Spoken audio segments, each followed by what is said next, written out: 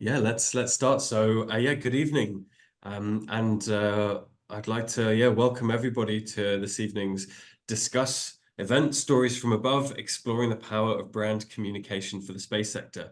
Thank you so much for joining. We really appreciate you taking the time, and we hope this is a really interesting and insightful next hour or more, depending on discussions. My name is Joel Friedman. I'm one of the directors and co-founders of the Designers in Space community, and also I'm head of innovation services at a company called the Satellite Applications Catapult, which is a UK government-backed space innovation company. So I've spent the last 10 years kind of helping to grow new ideas and businesses in the space sector. I'm joined by a number of other co-founders and directors of the Designers in Space community, as well as a fantastic lineup of speakers to talk about a whole range of things related to tonight's topic, from frameworks, networks, trends, and insights, all focused on how we can tell the stories behind the space businesses. A little housekeeping before we start. So the event is recorded. During presentations, we'd really appreciate if you could mute yourself as well. If you've got any questions or comments, please put them in the chat. We've also got a Q&A section at the end of the talks, little panel style. So there'll be a chance to ask any questions. We hope you enjoy this evening's talks. So it's tradition that we kick these off by just briefly talking about what the Designers in Space community is. We are a community who advocate for the use of design methodologies in the space sector, with the hope of transforming the ways that many space companies and agencies develop their missions, products, and services, and to help get more of the talented, amazing designers worldwide who are interested in this area, help them find a way into the space sector. Our community is full of like-minded people who are all aligned to this mission, whether they're from the space sector or from various strands of design sectors as well. So overall, we do this in a number of ways. We try and bring together designers and space professionals. We try and identify opportunities for new projects, new collaborations. We share knowledge and wins articles across different communities, and try and create and find thought leaders and thought leadership articles, and generally try and promote and increase the visibility of design. If you were going to think about what our offer is as a community, it's these three things that we've tried to get, three things that start with the same letter, of course, easier to remember: expertise, events, and education. And I'm now really self-conscious because I'm in front of a bunch of brand experts about talking about our brand as well. If you just go back one slide, Carrie. Look, expertise is we working as consultants, design consultants, and we also promote kind of pass-through of opportunities to design consultants and designers in our community. We run events like this where we connect people and talk about new opportunities and insights. And education, we've designed and run courses for the space sector, whether that's engineering students up to space companies, about how they might incorporate design methodologies and approaches into their working practices, or become more intelligent customers of design. Thank you. And we've got an opportunity, as a side note, to have a booth at the IAC, which is a big space conference in Milan next year. We're interested in anyone who'd like to kind of partner or sponsor or be part of that. So if you're going to be there, or you'd like to share a booth under the Design in Space community umbrella, please contact us afterwards. There are lots of ways to get involved in what we do. There is our website, which is currently being redesigned. We've got a WhatsApp group for just informal discussions and sharing of insights. We're on LinkedIn and Medium as well. LinkedIn is probably where we post most of our stuff: articles, papers, events, various things like that. Okay, that is enough from me. But thank you for indulging me for that. I'm going to now hand over to Kaori, who is going to be emceeing and introducing our speakers for the evening. So yeah, over to you, Kaori. Thank you very much, Joel. Thank you very much. Thank you everyone for joining us today. Good morning, afternoon, evening, wherever you are in the world. As we saw in the chat, there are people from all over. Welcome to our panel discussion on marketing in space, stories from above, exploring the power of brand communication for the space sector. Today, we have the privilege of hearing from these three esteemed experts who will share their insights and experiences with us. We will begin with 10 minutes presentation from each of our panelists, where they will dive into their respective areas of expertise. During these presentations, we will encourage you to actively participate by writing your questions in the chat. Following the presentations, we will have a Q&A session where our panelists will address your questions. So please join me in welcoming our panelists. Our first speaker is Ksenia Ozkok, the founder of Rebrand Academy, an ed tech company designed to help space leaders grow their visibility. Ksenia has been recognized as one of the top 100 women in aerospace and aviation to follow LinkedIn. With over 10 years of experience in marketing and communication, she has worked with organizations such as Baywatch, Global, UNOSA, Siemens, and OMB. Ksenia is an official ambassador for IAC 2023 and judge of an international space prize challenge. She is also the host of Astropreneur podcast. So welcome, Ksenia. Thank you so much, Kaori, Joel, and thank you to the whole community of designers in space. I love this community so much, and I'm so excited to be here today with my amazing colleagues. So yeah, looking forward to start. First of all, thank you so much for the introduction. I barely need to say anything else about myself. That was just perfect, and which means that we are gonna save 2 more minutes to and we'll dive directly into more important part.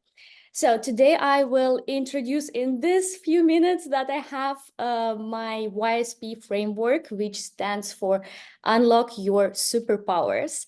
And of course, I could talk for hours about it, or like even months, and there is so much to tell you, but since we don't have much time, I will be very quick about that, but I have a really cool bonus for you, so listen to that. Basically, why I want to talk to you about the YSP framework and why I believe this is something that you need is because of the simple challenge that I see we have in the space sector, which is lack of role models, specifically lack of new role models. Now I want each and every one sitting here to quickly think of your childhood and try to remember of your role models. Who were the people that were mentoring you? Were this parents, most likely, partly, or maybe some relatives, maybe some even celebrities that you've been following, some singers or some actors, could be as well, because I mean, back then we didn't have the social media and we didn't have the space influencers now that we have today, right? And most likely the people who could have inspired us potentially to pursue career in space, or just even to have the enthusiasm, to awake the enthusiasm in us and to just inspire us about astronomy, about space, about the universe existence, were our teachers. And now I want you to think, how many students can one teacher inspire in their career?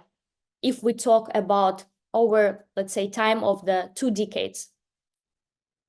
If we calculate this number, we will come up with 3,000 to 6,000 students over these 2 decades of time.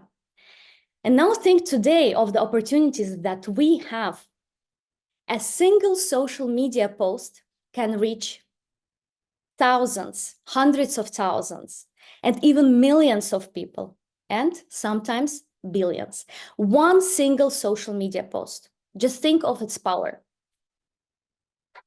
And what I see today, unfortunately, is since like we talk a lot about space outreach, the space communication, we need more people to know about it. We need to excite more people about space industry, about the space sector in general, what is happening there, right? About all the opportunities out there. Even today, we're here about like to improve the storytelling of the space sector. So we can actually inspire younger generation, that we can get involvement of a diverse group of people. But here is the thing. If you consider Generation Z or even some millennials who are still inspired by space and they're doing completely different career right now. Like, for example, me, I did also something completely different before joining the space sector. They still want to transition to space sector. But if we see the events, if we observe the panelists that are out there on the stage performing, where they're the faces of the industries, the role models, so-called role models, right? What people do we see there? Is it a very diverse group of people? Is it a little bit diverse group of people? Or are this mostly all the time the same people in the same age, in the same thing what they do there? So I think that we can do better there. And I definitely can see the representation gap in there. And I think this is a huge thing that we definitely need to work on. Because I don't believe that the people who are currently on the panels, on the stages, on the TV talking about space, not everyone, of course not everyone, but most of them, percentage-wise, those are the people that I don't believe that they would be able to ignite the space, the Generation Z to join the space sector. Let me know in the comments. I would really like to hear your feedback here in this. But I believe we can change it. And actually, there is a really great possibility to do that. Because currently, as I see with this gap, we urgently need to create new role models. And this new role model that we need so urgently can be you, can be you. And thanks to the designers in space again, who are offering this opportunity for us to speak at the panel, to have a diverse group of people here, right? I hope that those kind of events will come up more in the industry in general, as offline as well as online. And how can we do that? How can we create those new role models? First thing is, of course, we need more sparking eyes, right? If you want to become one of the voices, because I believe that everyone should make their voices heard in the industry. And here I'm not talking about replacing one group of the typical group, right, of the panel that we have, panelists that we have, replacing one group with another. I'm talking about a vibrant mix. And this is, I believe, where the magic happens. So what is the solution of creating the new role models? We need to work on our personal brands. And it is, okay, it's not that easy. Of course, it is hard. We need time. We need to be more consistent on that. But most importantly is you just need to take this YSP formula. And here, again, I said I don't have much time to introduce it fully to you, but let me just summarize it very quickly. And next, I will talk about the bonus. So what is the YSP framework? It is based on your assets, basically. I'm talking here about the personal brand, that if we work on that, it will be something that you not just create for the next upcoming year or two, and then you will say, oh, it doesn't resonate with me anymore. I want to change it. No, I'm talking about personal brand that will stay with you for the next 5 years, 10 years, 20 years, and even the brand that will be so strong and so powerful and impactful, where you will leave your legacy that even your grandchildren will say, wow, I'm so proud of my grandmom or of my granddad because they've built this. And why am I saying that this YSP framework is so powerful is, again, because we start with a foundation. It is like in every house when we build, right? If we just focus on the walls directly, pretty designing, the nice windows, the rooftop, and so on, it's not going to stay against any tsunamis, or like as soon as the wind will hit it, it will be gone.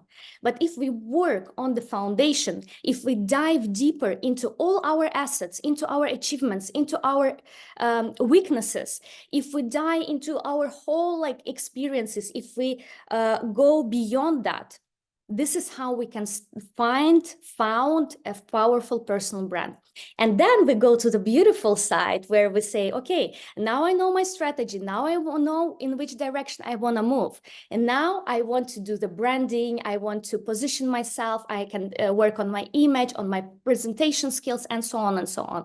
The third step here is communication part. Is when we have passed these two stages, and then we need to share with the world what we can do, right? Our expertise, but also not only expertise, but also personal traits. Because in the end, people connect with us, not just because like we are good experts, because we know some stuff, but they actually connect us with values, because they can trust us, not only with, again, like professional side, but because we feel this like this special connection. This is the magic. How to create it, right? Through the values, through all the deep stuff that we believe, through our beliefs, through our thinking, mindset, and so on and so on. And the final stage is monetization.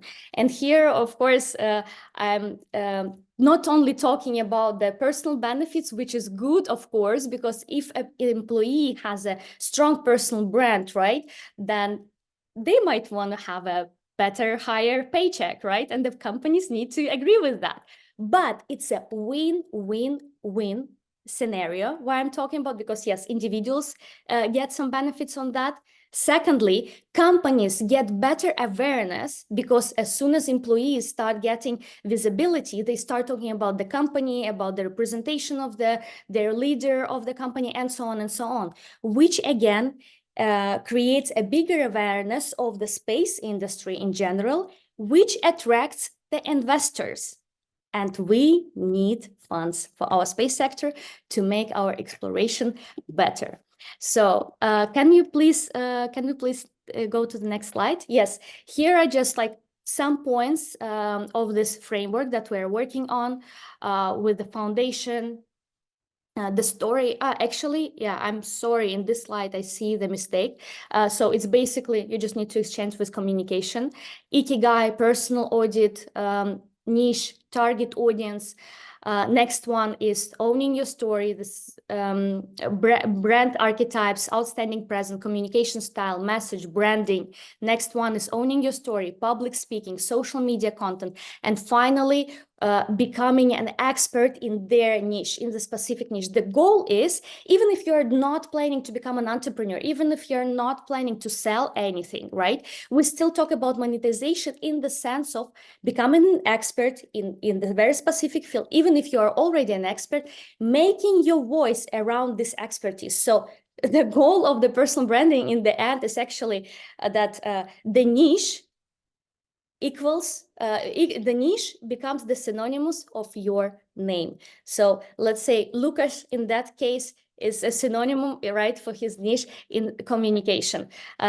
Or Edward is the synonymous of branding in the space industry, right? And this is kind of things. In my case, I consider it personal branding.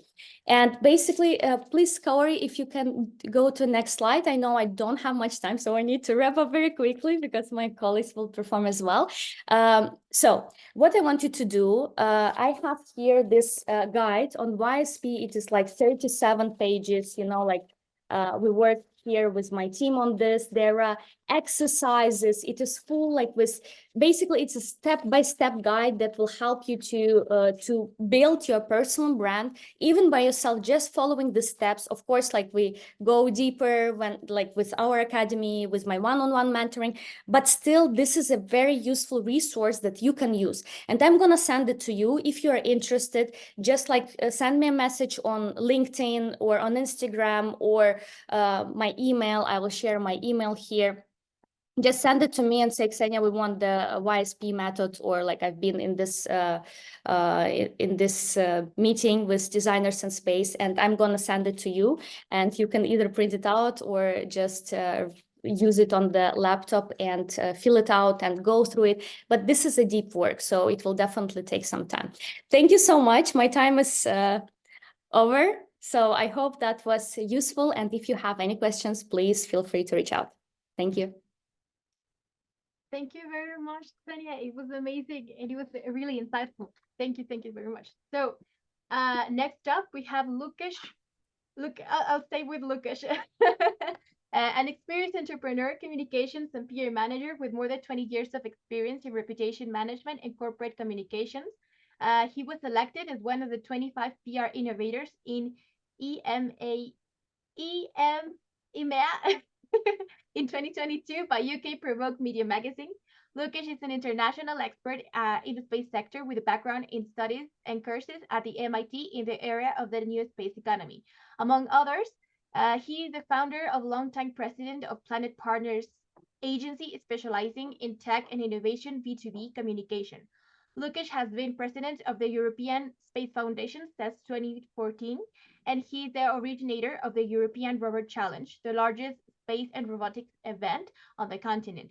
He is a speaker at TEDx conferences and the IAC, and a regular expert for many media outlets. Since 2017, Lukasz has been teaching original courses on trends and benefits for the space sector and providing analysis and consultancy implementing satellite data and space technology in business. So let's give a warm welcome to Lukasz Wilczynski. Wilczynski, sorry. Amazing, that was great. Thank you very much. Thank you very much, Kaori. Yeah, that was a long introduction, so I will try to make it short. So I will speak to you about the another community, because we talked about individuals, then we jump into the personal branding. I would like to talk more about the brands, the companies themselves. As you heard, I founded a PR agency like 16 years ago. And from the day one, we started also to work for the space industry. It was interesting in the beginning because I started it in Poland. And, you know, like 16 years ago, it was before Poland joined ESA. So the space sector was very basic, let's say, in Poland. And from the day one, I also joined another PR network globally because I love to work internationally. And something was missing.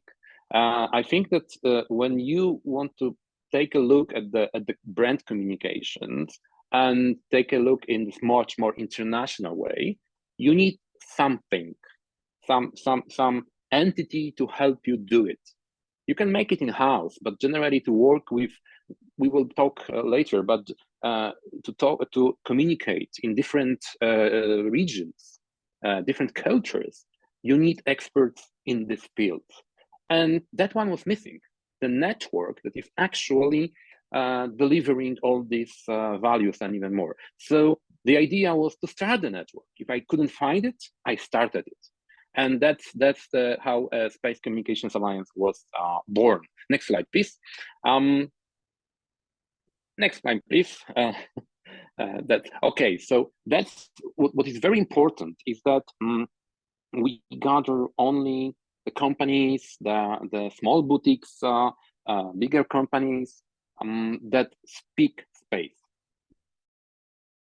That's very important because when we talk with brands, then the brands, and this is very typical in the space sector, because when you start to communicate the space company, the first thing is about, do you know our sector at all?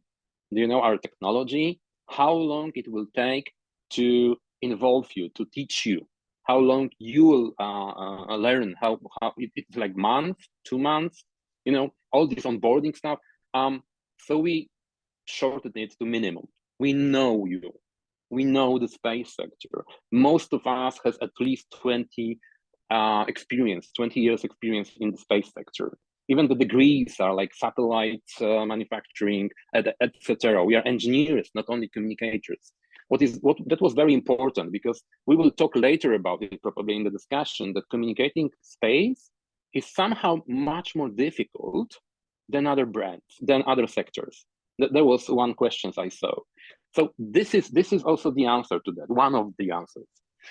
Next slide, please. Here you can see like different kinds of the entities we work with. It's NGO, it's academia, it's the public sector, and of course the private one. There are differences between working in these areas, but I know that this is one of the questions. So next slide, please. Okay, this is how we work. We work worldwide. So generally, when the company would like to communicate at the far end of the world, then we have someone there. And this is very important because I'm also making a PhD in communications, and I'm doing this by researching the space sector.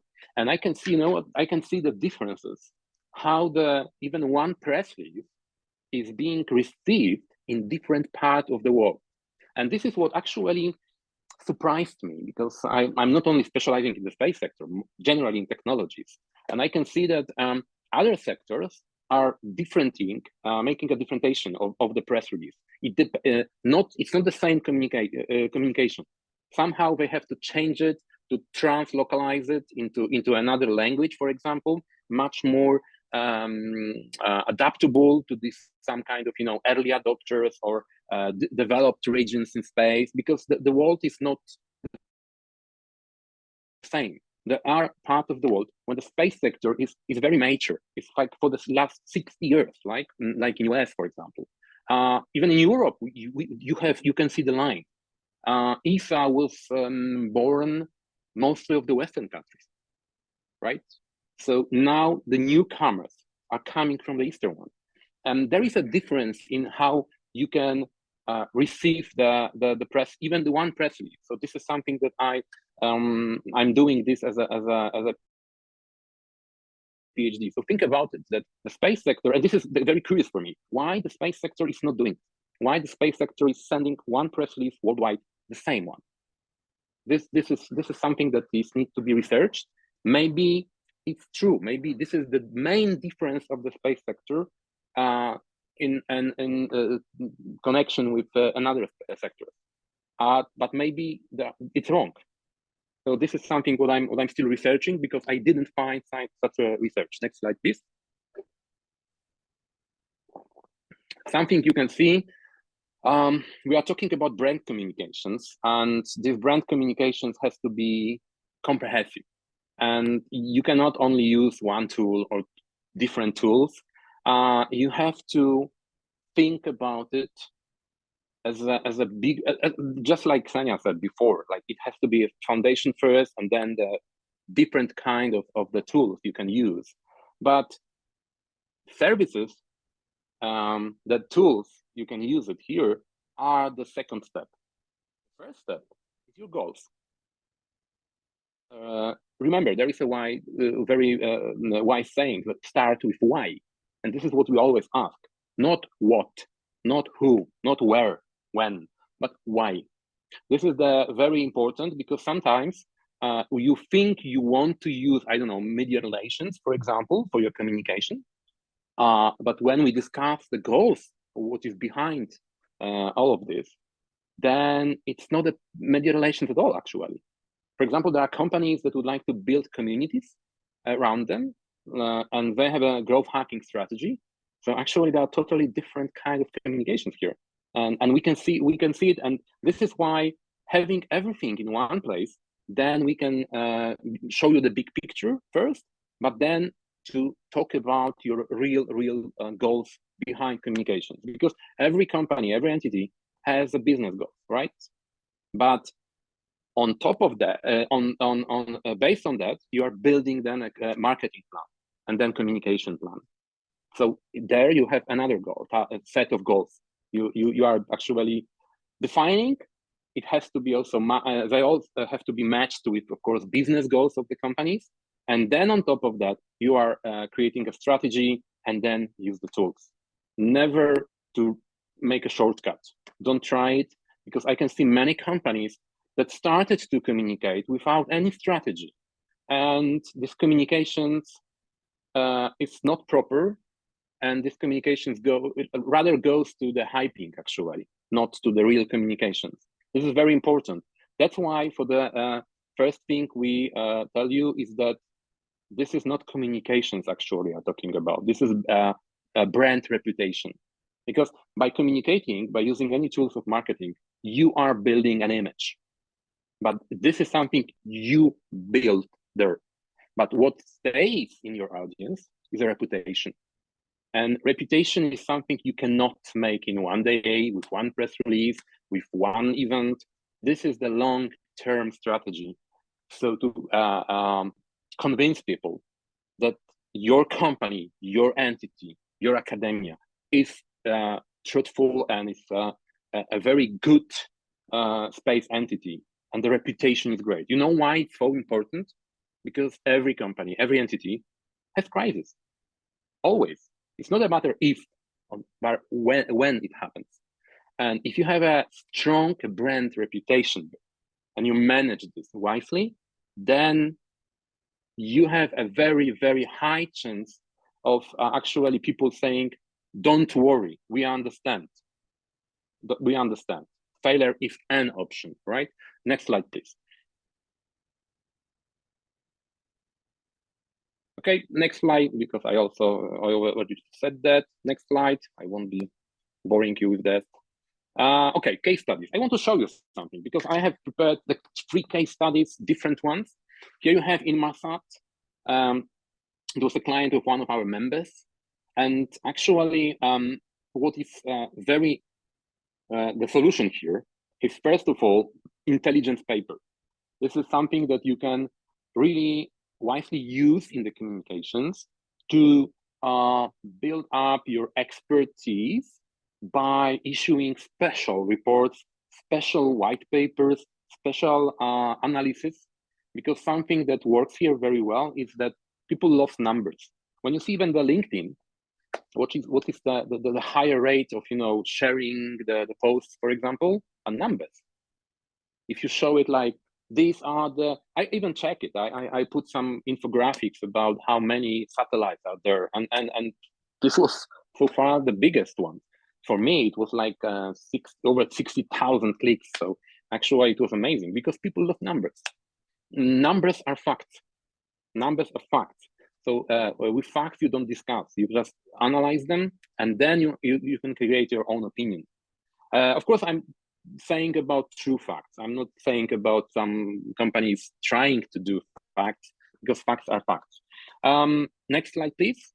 With GMV, that was another one, actually, because we worked for this company also to create a very interesting image. Because this is, in my country, this is the company that is IT company. I know GMV in general is much more, but in Poland is an IT company.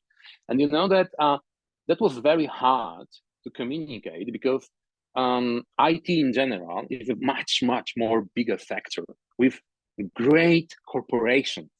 And if you can check the salaries coming from these big corporations, then you can see that they pay absolutely much more. So when you want to hire someone, because this is a HR case study mostly, when you want to hire someone, of course, people usually go to the highest bidder, right? I pay much more than this competition, but, and this was our actually case here, our challenge.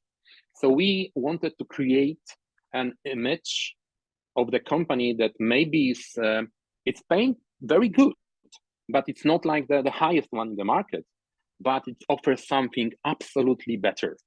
Because in the IT sector, mostly you work on the same thing just for another client, for example, right? In space sector, you can work every month for a totally different thing, and you change the world. So actually, there is a much more mission behind it. There is a for profit, of course, but it's much more after that. And we put it on the first place to actually explain people. You can go to the IT sector, but you can go to the IT in space. Yes, there is IT in space, because every rocket, every satellite, every ground station needs to have the IT software on board, and this is what actually controls all of the hardware. Software is controlling hardware. So this is what we used. We used actually communications mostly to the students. There was also a lot of events and AMA session actually to ask me anything. Of course, media relations on top of that. But generally, right now, they have a very good reputation because we checked it, we analyze it. It's very good when you run a communication. When you start a communication, do an audit, like, entry-level audit. What you have.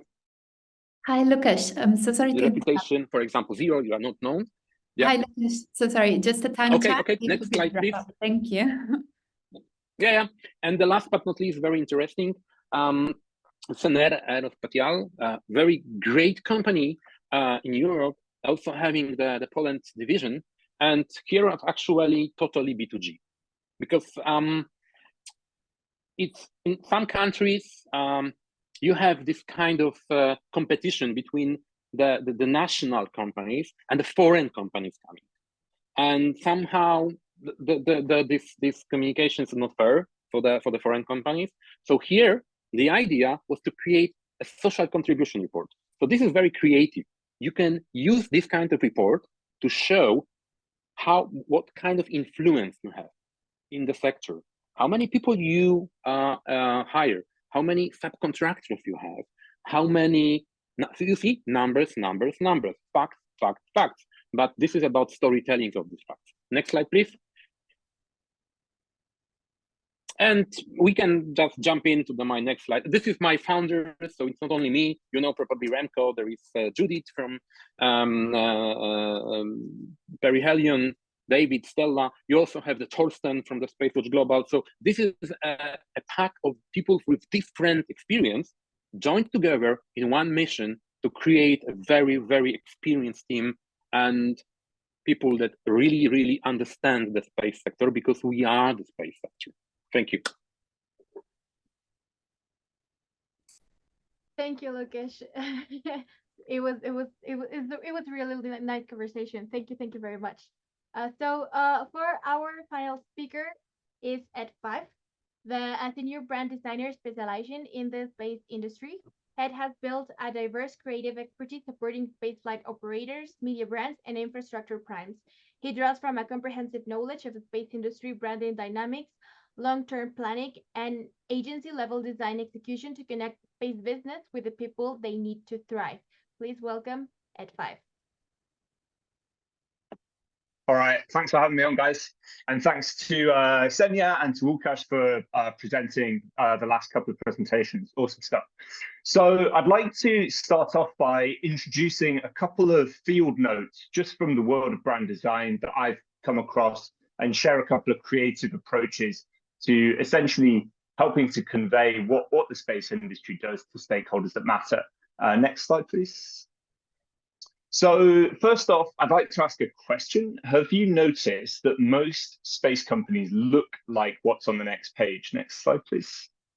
So you start to see lots of Earths, lots of 3D renders, lots of black backgrounds, and lots of clean sans serif typography. And next slide, please. A lot of space brands, when you read their website, start sounding a little bit like this. So you see lots of the word benefit, lots of the word Earth, lots of the word humanity, and so on. Next slide, please.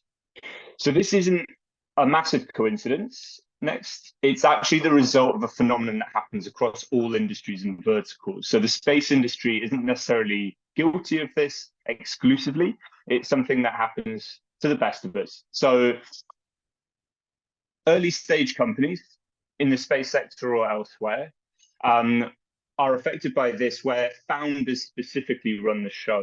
And that means where founders specifically take the reins of the company. And to the next.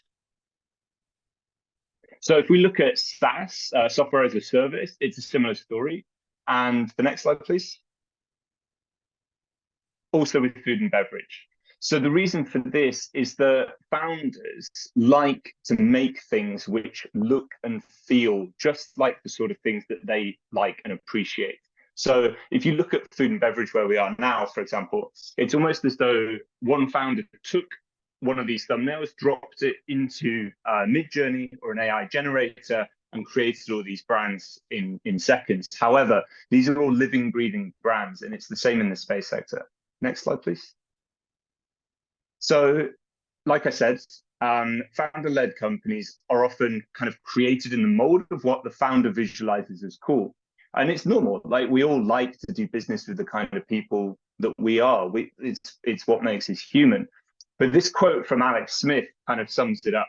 So even disruption can become a cliche when it's always done the same way. And the next slide, please.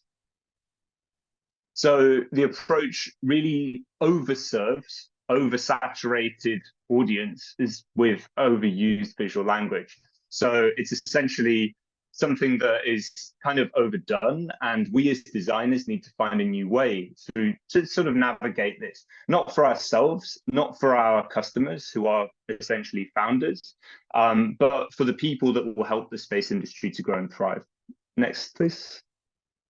So this is where we come in. This is where the designers kind of roll up their sleeves and get their hands dirty. So if design is strategy visualized, and that's a kind of statement sentence that you hear a lot in all sectors of the design industry, whether it's in agencies or in-house.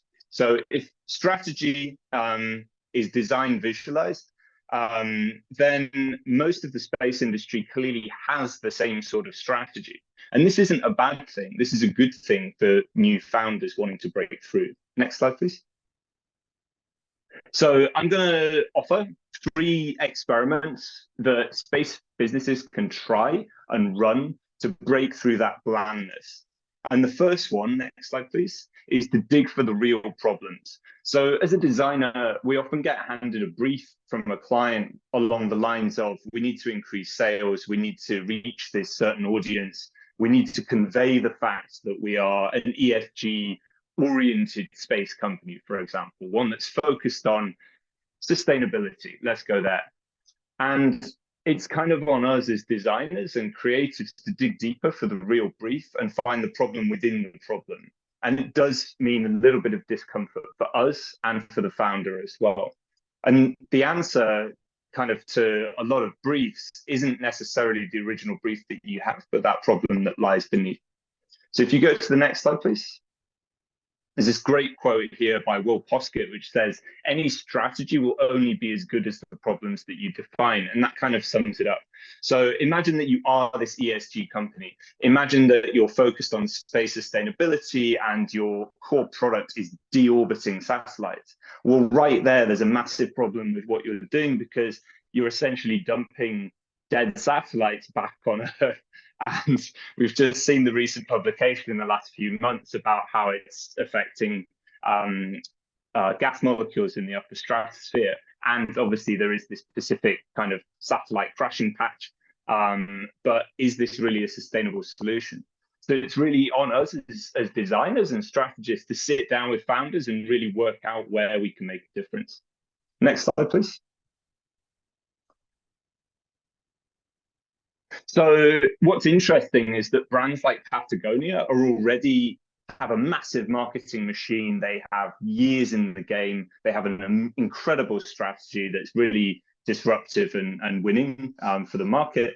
And they're already starting to take shots at us at the space sector. And I think this is a brilliant campaign, like objectively, it's absolutely fantastic.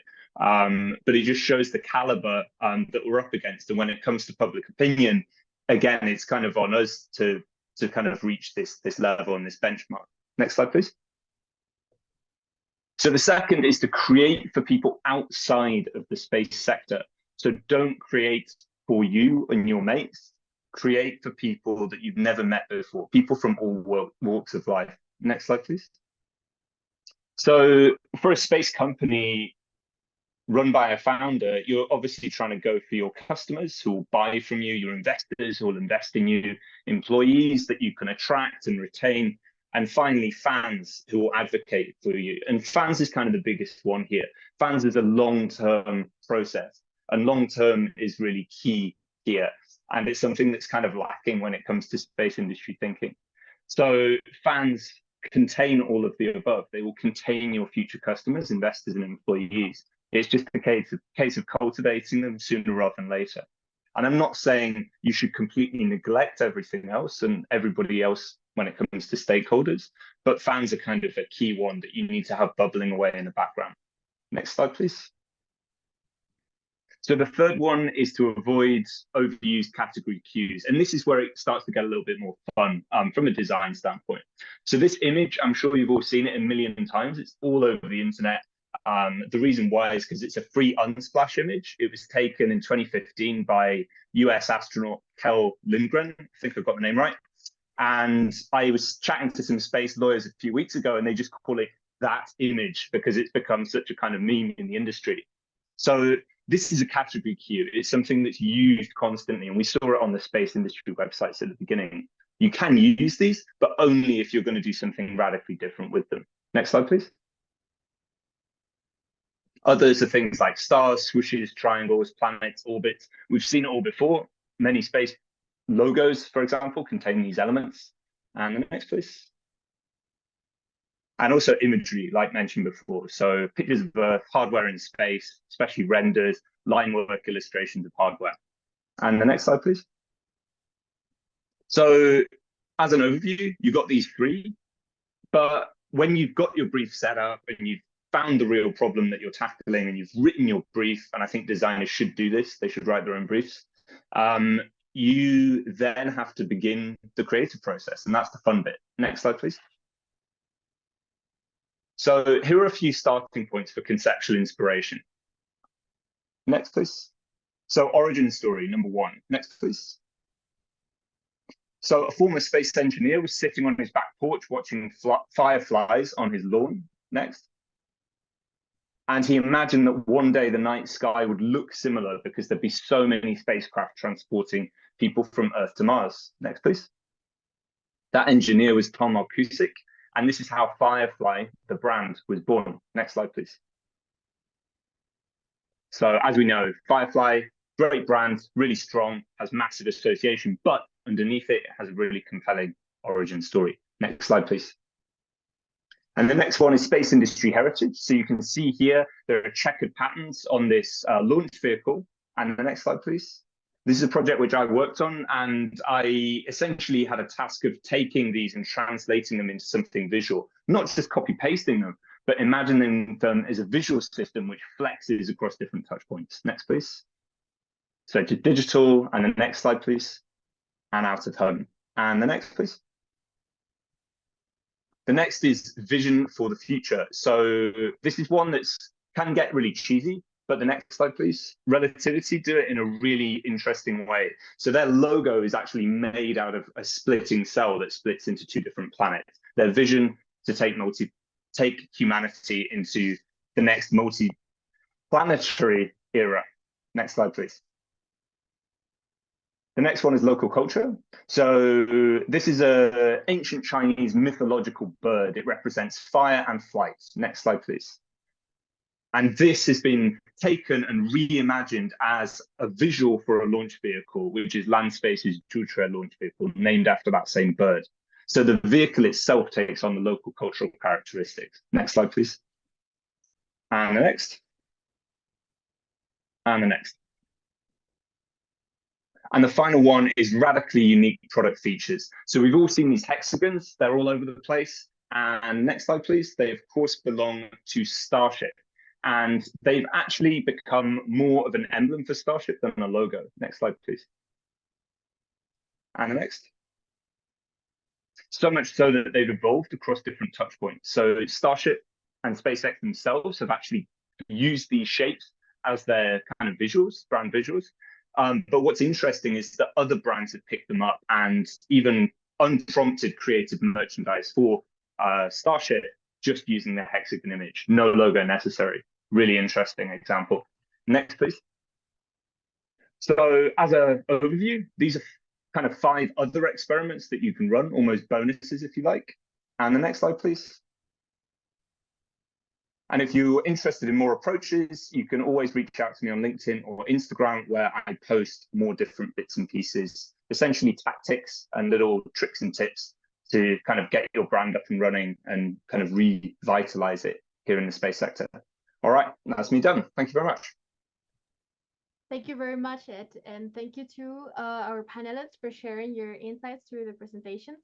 We will now transition to the Q&A session, where we invite our attendees to ask questions. To facilitate this session, I am delighted to introduce you to Delia, also from the Designers in Space communities. You have the floor, Delia. Yeah, for sure. Thank you, everyone. Thanks all of our speakers. I think we covered quite different topics today. So we have, I think, one question in the chat, but keep them coming. And, we are here to also learn and ask all the questions that we have. So I think from Ramon, we have the following. A question for the entire panel. How can I convert a digital content platform for scientific dissemination and space education for hundreds of people into a platform for millions of people?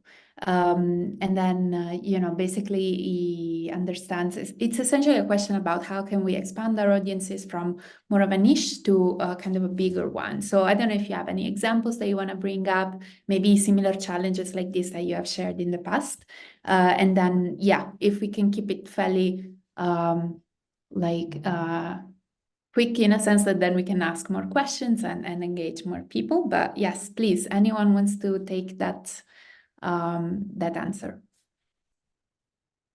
Yeah, I'd like to just jump in on this one. So Ariane are a fantastic example. Ariane Group leverage different social platforms to get their message out. The nice thing about what they do is they flex it. So they really adapt their storytelling to different platforms. Their Instagram is absolutely phenomenal and is packed with little games and tricks to really get the message out there.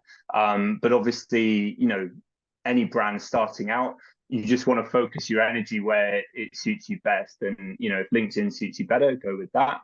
And then you can always migrate over when you get kind of bigger and have more creators behind you. Next, I have one answer, very short, Ramon. Come to ERC, the Rover Challenge, and then you will gain your audience. And so I invite you. But also speaking from a different angle, I think that the first step is to ask yourself why you want to do it. So why millions? Because I don't know. The second thing is to create a communications persona or buying personas. And then when you see this, it's starting from why, then you have these buying personas.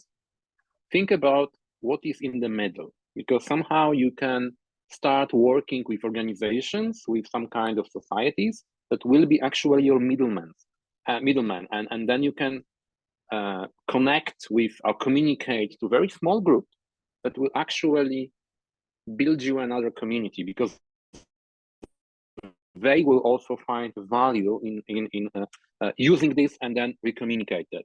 So, because the strategy has to be very wise. It's of course you can. Some people think that it's easy to go and space.com will write about it and everyone will join it. No. And the second thing is that if you talk about millions, think about the cultural differences, how people react to some kind of content on the different continents. I think that you also have to think about translating this in many different languages, which is actually quite expensive at the end.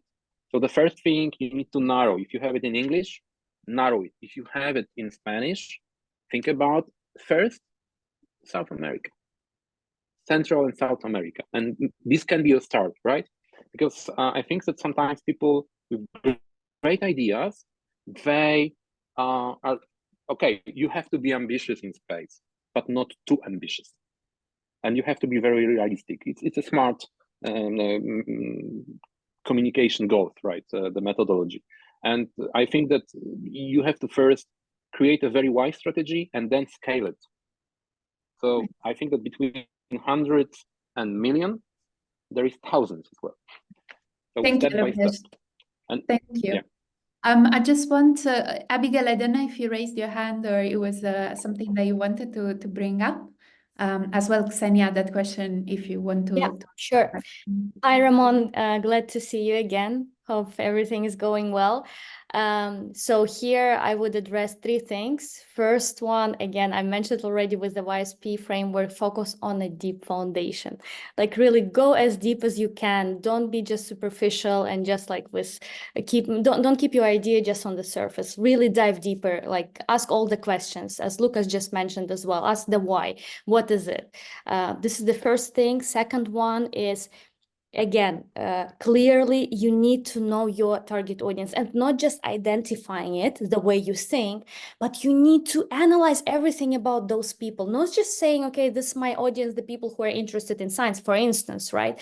But really you need to see where are these people, on which platforms, what do they write, what do they need. I noticed, like maybe I will mention it later as well, but I've noticed that how what a poor attention we actually pay to what the audiences of the space industry wants. Really, we just ignore it completely. And this is a sad part. So I really want you to tell, like, just like read everything. What do they want? Go to other pages, check what are their comments. What is it that they are lacking right now? How you can help them.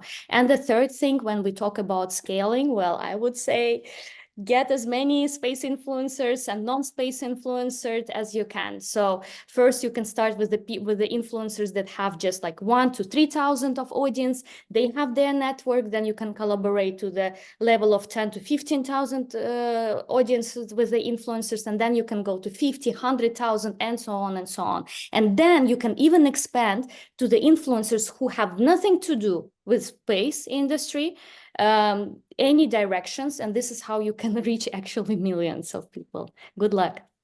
Nice. I love that. Thank you. Thank you all for answering the question. I think next in line is Abigail. Feel free to unmute and ask your question. Hi, I will be brief because I know it's past 7, but I was just curious about, perhaps this is maybe too broad, but do you notice a difference in brand desires with people internal to aerospace or aeronautics versus general public? For example, the photos of, like you said in the final presentation, of the blues and the blacks and the stars, do you find there is a difference between, I don't know, people that work in space every day versus people that are outside but are maybe passionate about space? Does that make sense? Hopefully. Yeah, I think that totally makes sense. It's a great question, and I love questions like this because this is really the root of what we're here to try and solve. At the moment, space industry for people outside the sector is essentially NASA. Like NASA has been doing all the heavy lifting for everybody, since the inception of the space sector, when it comes to sort of visual language, so to speak.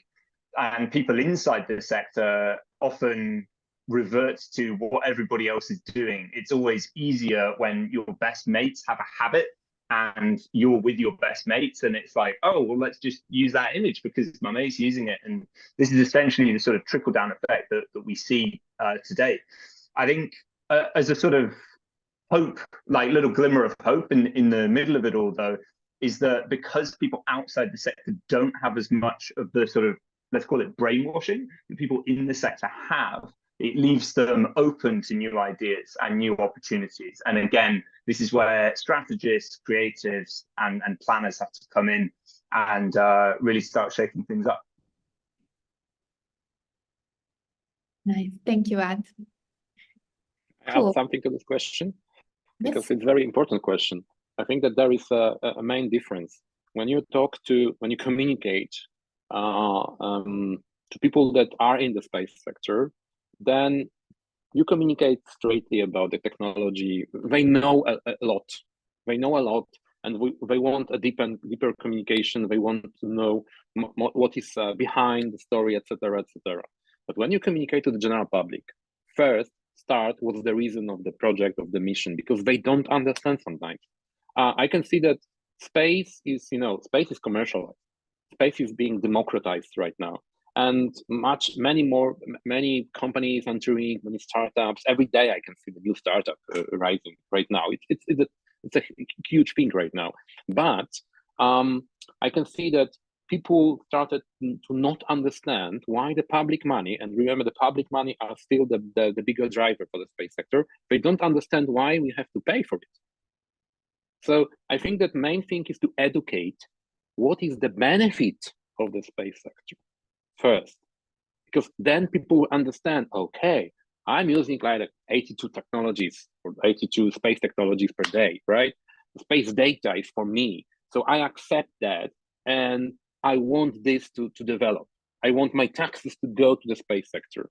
And I think that this is something that NASA is a very good example of that. And ESA is as well, because you can see what kind of space transfer or space technology transfer programs are behind everything. And these are not very excited and visible things, but these are the programs that actually convince people that space is also for them. You can make business in space right now, not being a space engineer. So this is very cool. And remember, last but not least, there are no stupid questions, there are only stupid answers. Okay, so we don't want to keep too long people unless there are any other comments or any final questions, any last remarks. We're happy to close the conversation. Oh, Stacy. Okay, Stacy. Hi, everyone from the cold. I just wanted to make a quick comment. Great event, thank you so much. But I've been missing one thing that it seems like no one is mentioning, that the biggest problem of our industry is not really in the target audience, but it's in our industry ourselves, because we think we're so smart and so cool and no one understands what we're talking about. So I usually always tell the companies I work with that, guys, you need to step back and you need to see how people perceive you. They need to see why that's important to you, right? And also all of the people in the space sector, they want to be SpaceX. They don't see that they are different. It's like everyone's trying to be Kim Kardashian, but there is also Giselle Bündchen, you know? So I think the biggest problem is with us ourselves, because we're not diverse enough. We're not ready for experimentation. And the worst thing is that people in our industry think that the rest of the world will not understand. So we need to work with that, and we need to help people fall in love, because this is what I do. I help other people fall in love, and I help people in the space industry fall back in love with their own job. So that's what we need to look at, because otherwise it's just blue and gray and white and, very difficult. I have no time to explain. That's my comments. Thank you. Thanks, Stacey. I also appreciate the on-the-go situation. And yeah, I think you make a very good point there. Very nice. All right. So in that case, I want to thank everyone for their attendance. I know we went a bit over, but thanks so much. We clearly have a lot to talk about here. And yeah, I guess I'm handing back to Kaori or Joel just to close on the event. Yes. Yeah, thank you, Delia. Thank you, Karen. Thank you so much for the speakers and everyone for coming. We want to keep the conversation going. We've got the recordings of the videos. We'll want to post them on LinkedIn as well. Please feel free to join the WhatsApp group as well. We want this community to grow. We're always interested in new topics, new opportunities. So if there's something you'd like to see a DiSCuss event about, or you'd like to collaborate with us, or you'd like to get a message out to the community, write an article, anything, please get in touch. We are our community. That is the value and the power of DiSC, and you are part of that community, so you are DiSC too. So yeah, with that, I hope everyone has an awesome rest of your day, a rest of your week. And yeah, until next time, please take care. Thank And you. thank you everyone. again to all the speakers and the hosts as well. Yeah, Bye. thank you. Very Take care. insightful. Thank you very Bye-bye. much. Bye.